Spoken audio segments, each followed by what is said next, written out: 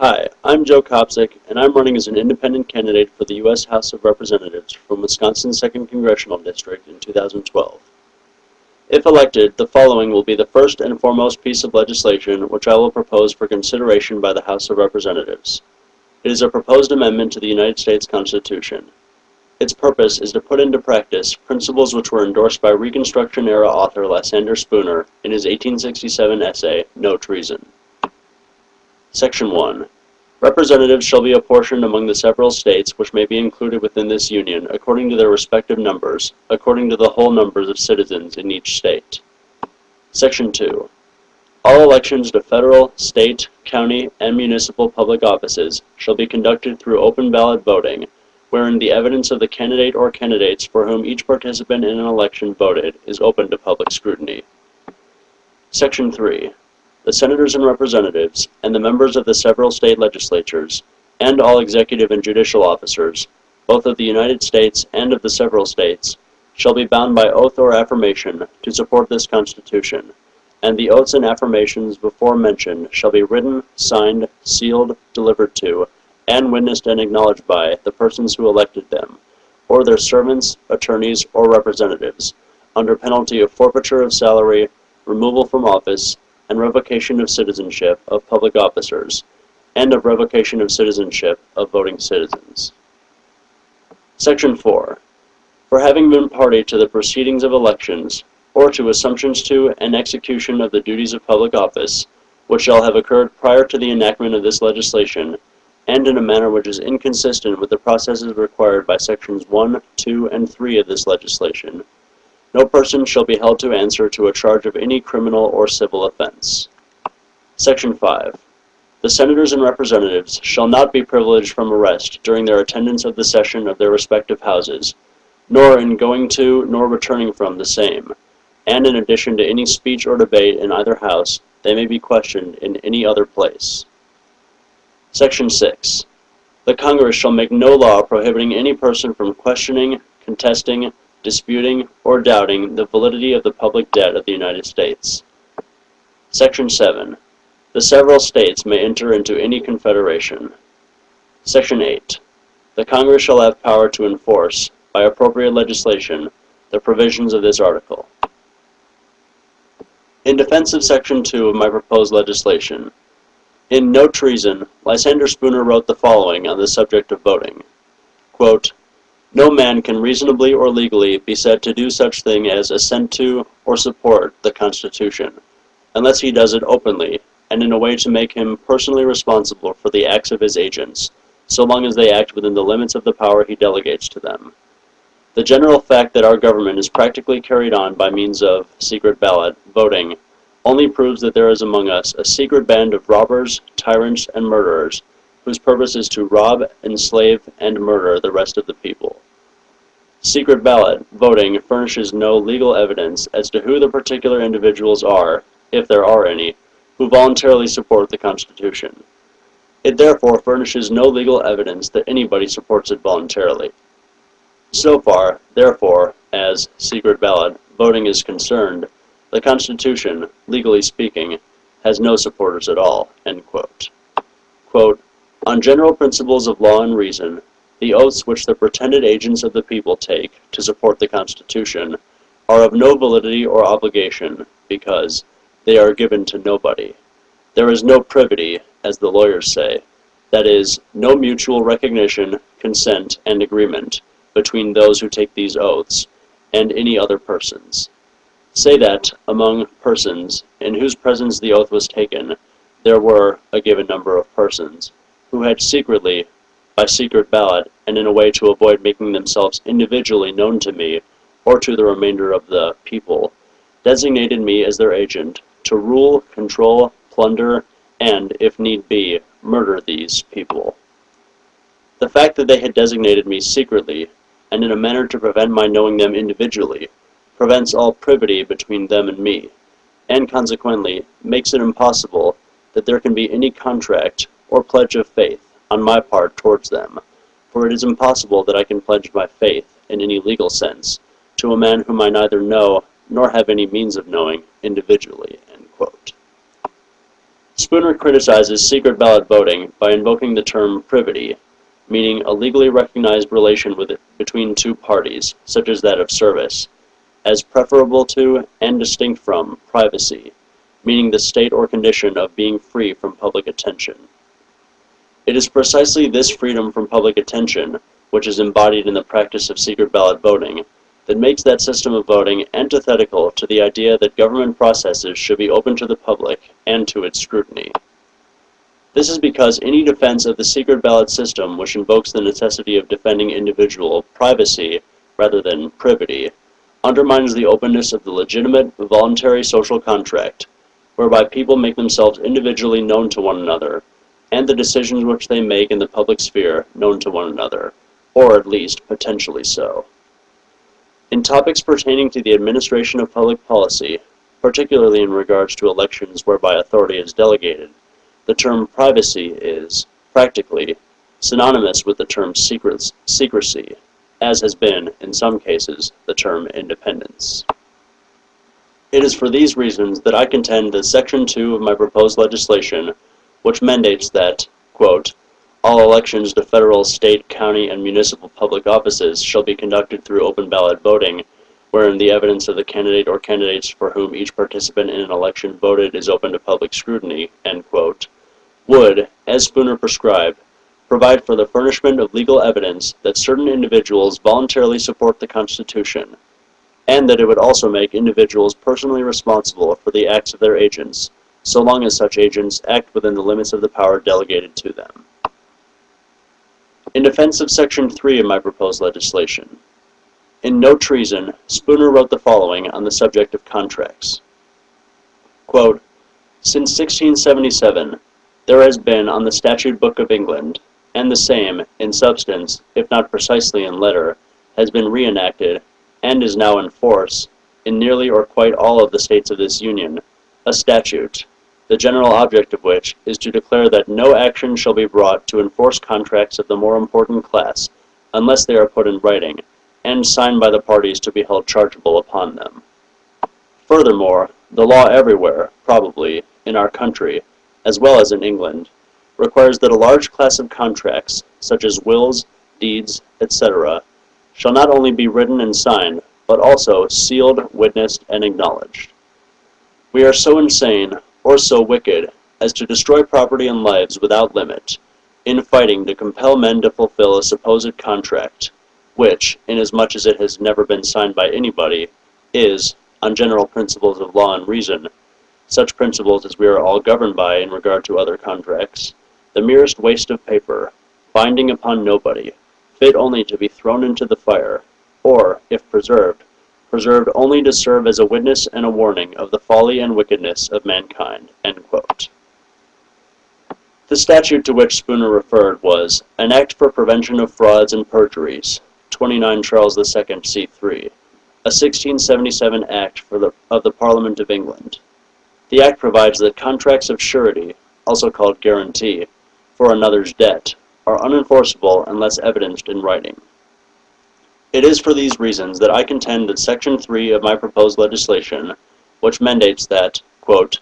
the senators and representatives and the members of the several state legislatures and all executive and judicial officers, both of the United States and of the several states, shall be bound by oath or affirmation to support this Constitution, and the oaths and affirmations before mentioned shall be written, signed, sealed, delivered to, and witnessed and acknowledged by the persons who elected them, or their servants, attorneys, or representatives, under penalty of forfeiture of salary, removal from office, and revocation of citizenship of public officers, and of revocation of citizenship of voting citizens, would, as Spooner prescribed, provide for the furnishment of authentic evidence that a given individual has voluntarily delegated to a given public official the authority to act as his or her agent and representative. The effect of Section 3 of my proposed legislation would be to amend Article 6, Clause 3 of the U.S. Constitution, which states that, quote, the senators and representatives before mentioned, and the members of the several state legislatures, and all executive and judicial officers, both of the United States and of the several states, shall be bound by oath or affirmation to support this Constitution. End quote. In defense of Section 1 of my proposed legislation, to enact and enforce Sections 2 and 3 of this bill, but not Section 1, would eventually cause some problems with regard to the apportionment of the U.S. House of Representatives according to the populations of the respective states. This is because population-based political apportionment is based on the principle that political liberties and responsibilities shall be distributed according to the number of persons living within the territory over which a given government claims and exercises jurisdiction, rather than according to the numbers of persons whom actually voluntarily submit to such jurisdiction, and, at that, in a way that is both authentic and verifiable. It is because population-based political apportionment is based on the assumption that it is desirable that the federal government distribute political freedoms based on the number of people available to be coerced within a given territory, rather than based on the number of people actually volunteering to part with certain freedoms and liberties in exchange for the privilege to participate in the government of themselves and of their consenting compatriots. Article 1, Section 2, Clause 3 of the United States Constitution states that, quote, representatives and direct taxes shall be apportioned among the several states which may be included within this Union, according to their respective numbers, which shall be determined by adding to the whole number of free persons, including those bound to service for a term of years, and excluding Indians not taxed, 3/5 of all other persons, end quote. Section 2 of Amendment 14 to the United States Constitution, which amended the aforementioned clause, states that, quote, representatives shall be apportioned among the several states according to their respective numbers, counting the whole numbers of persons in each state, excluding Indians not taxed, end quote. Being that to have either of these two laws in place, while enforcing Sections 2 and 3 of my proposed legislation, would cause different percentages of populations living within the territories in which governments claim and exercise jurisdiction to voluntarily consent to participate in the American governmental system operating under the authority of the Constitution. The outcome of this would be that the relative number of consenting individuals represented by the various members of the United States House of Representatives would eventually tend to vary by a wide margin, that is, to an even further degree than that to which it does currently, because some people living within the jurisdictional territorial boundaries of the United States and of its subsidiary governments would choose to not subject themselves to their laws. It is for these reasons that I have included in my proposed legislation the mandate that, quote, representatives shall be apportioned among the several states which may be included within this Union according to their respective numbers, according to the whole numbers of citizens in each state, end quote, i.e., citizens who are citizens because they consent to the Constitution in a manner that is voluntary, authentic, and verifiable, rather than because they begrudgingly, inauthentically, and unverifiably became citizens for the purpose of retaliating in a civil and civilized manner against the perpetrators of some secretive, aggressive act of initiatory coercion and/or expropriation. In defense of Section 5 of my proposed legislation, in No Treason, Spooner wrote the following on the subject of the questioning of federal public officials. Quote, by the Constitution, the properties, liberties, and lives of the entire people of the United States are surrendered unreservedly into the hands of men who shall never be questioned as to any disposal they make of them. Thus, the Constitution, Article 1, Section 6, provides that, for any speech or debate, or vote, in either House, they, the Senators and Representatives, shall not be questioned in any other place. This provision protects them from all responsibilities for the laws they make. The Constitution also enables them to secure the execution of all their laws by giving them power to withhold the salaries of, and to impeach and remove, all judicial and executive officers who refuse to execute them. Thus, the whole power of the government is in their hands, and they are made utterly irresponsible for the use they make of it. What is this but absolute, irresponsible power? They shall never be questioned for violating their oaths. The right of absolute and irresponsible dominion is the right of property. The two are identical. They own us as property. They are our masters. Their will is our law. End quote. It is for these reasons that I contend that Section 5 of my proposed legislation, which mandates that, quote, the Senators and Representatives shall not be privileged from arrest during their attendance of the session of their respective houses, nor in going to nor returning from the same, and in addition to any speech or debate in either House, they may be questioned in any other place, end quote, which would amend Article 1, Section 6 of the United States Constitution, and also invalidate a portion of it, would, as Spooner prescribed, permit the senators and representatives to be questioned, which is to say that, just as the senators and representatives may withhold the salaries of, impeach, and remove from office judicial and executive officers, senators and representatives would be subject to the same type of questioning which I have just described, but by their electors, i.e. the people who voted in the elections which they won, rather than by the executive and judicial branches of government.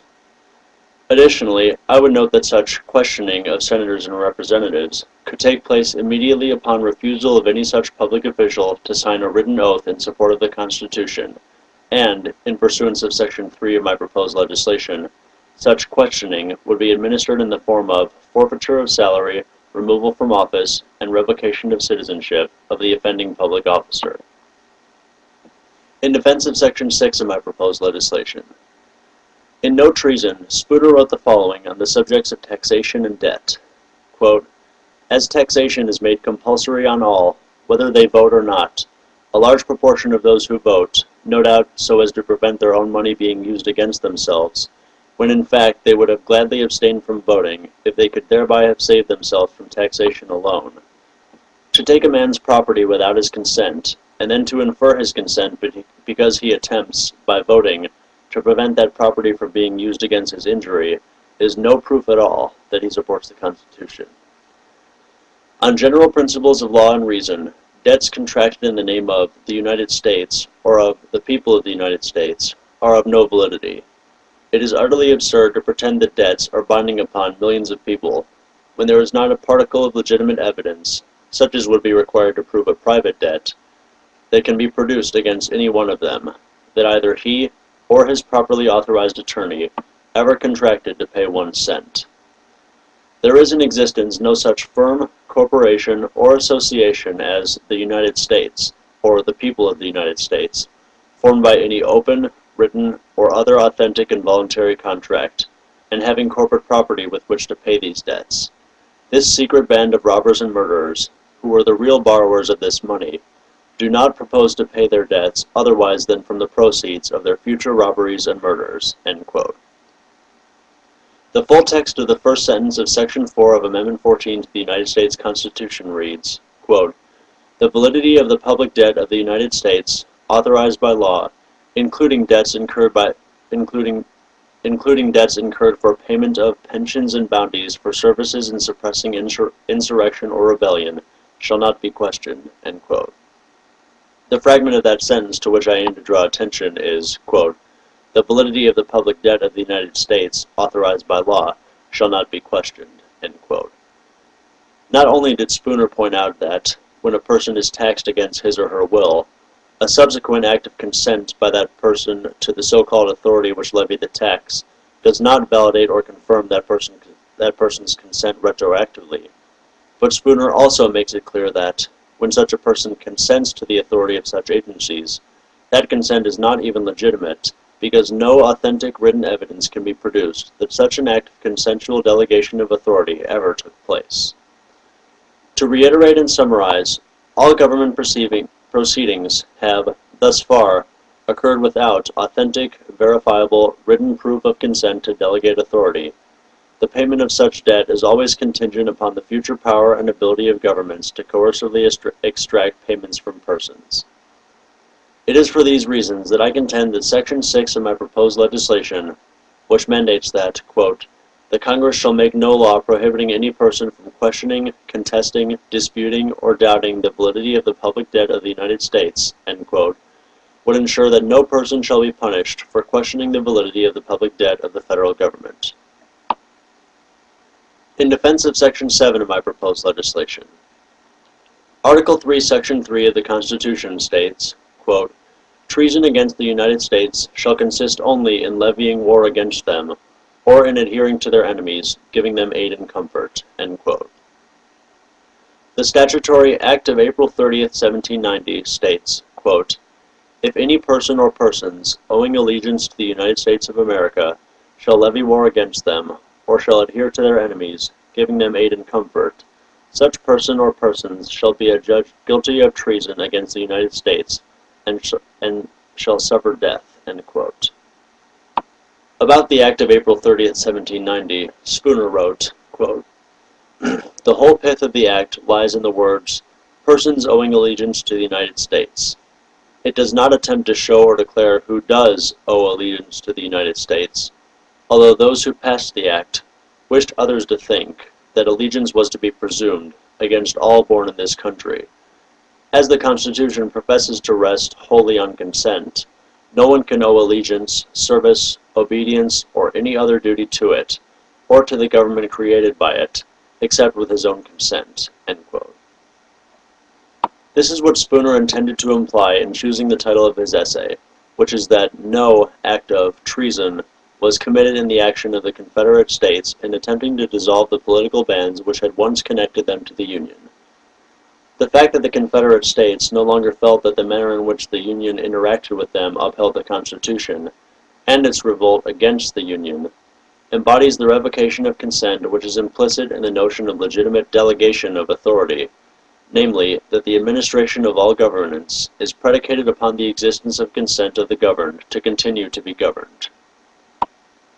The significance of this is that any and all aggression which was committed against citizens of Confederate States whom did not own slaves and or participate in the legalistic sanctioning of their continued slavery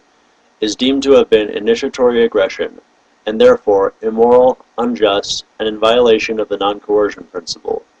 while violence against slave owners and those who utilize the rule of law to officially sanction the propagation of slavery is deemed to have been moral, just, and an appropriate exercise of what would incorrectly be described as force. It is for these reasons that I have included in my proposed legislation the provision that, quote, "the several states may enter into any confederation," end quote,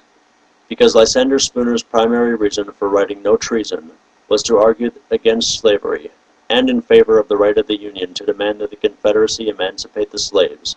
while defending the Confederate States' rights to secede from the Union as an act of legitimate revocation of consent to be governed by a constitution which was illegitimate to begin with. The effect of the enactment and enforcement of Section 7 of my proposed legislation would be the invalidation of Article 1, Section 10, Clause 1 of the U.S. Constitution, which reads, in part, quote, "No state shall enter into any confederation," end quote. In defense of Section 4 of my proposed legislation, I have included in this bill the mandate that, quote, "for having been party to the proceedings of elections, or to assumptions to and execution of the duties of public office, which shall have occurred prior to the enactment of this legislation, and in a manner which is inconsistent with the processes required by this legislation, no person shall be held to answer a charge of any criminal or civil offense," end quote, because the election of the public officials who may vote on my proposed legislation, in addition to the actual voting on the bill itself, as well as the potential ratification and signing into law of the bill, due to there being a total lack of written evidence that any such public officials had ever been properly delegated the authority of the persons whom they claim to represent, shall not have been legitimate in the first place, given the secret ballot voting system, which has been, evidently de facto, in place since the Constitution was written, as well as the aggressive actions which were and have been required to implement it, its subsequent amendments, and the statutes whose legitimacy is predicated upon it. The unfortunate significance of this concession is that my proposed legislation itself, even once it has become quote-unquote law, would never be authentic or, indeed, truly legitimate. I also concede that the moral and legal implications of Section 4 are monstrously hypocritical and duplicitous, and I would even go so far as to conjecture that it would be vehemently criticized, opposed, disregarded, neglected, and or ignored by Lysander Spooner himself, as well as by the vast majority of his supporters, at least those who understand contract law, and, thus, would properly interpret my proposed legislation as an apologia for statism and for its institutions and processes. However, being that the very enactment and enforcement of the Constitution represented an aggressive act of initiatory force, i.e. violence, against its supposed subjects, were public officials who were to assume and execute the functions of public office to be charged, prosecuted, and punished for the offense of doing so illegitimately, the only appropriate crime with which they could be charged would be treason, which is traditionally punishable by death. And I believe that the execution of some 500,000 elected U.S. government officials and another 20 million appointed and hired civil employees, would constitute a great loss of civic and governmental procedural knowledge for our society.